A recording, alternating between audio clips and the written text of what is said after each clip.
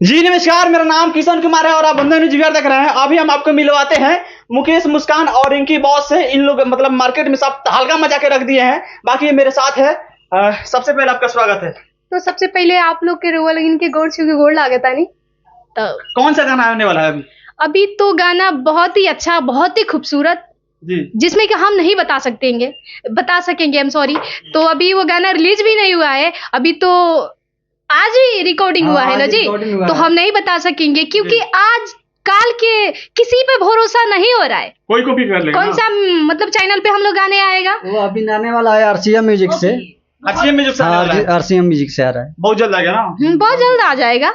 तो हम जाएंगे, थोड़ा सा उस गाना का आप गुनगुनाइए। नहीं अभी तो गाना हम लोग नहीं बता सकते हैं। एल्बम का नाम है कचकच मरवाऊंगी 2। अभी आरसीएम म्यूजिक से आने वाला है। हाँ, टंगरी उठा के कचकच मरवाऊंगी 2।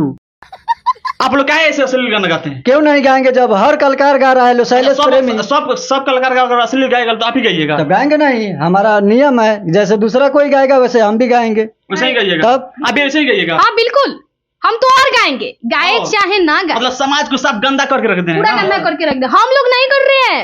अब कौन कर? अभी तो हम लोग छोटे छोटे कलाकार हैं ना।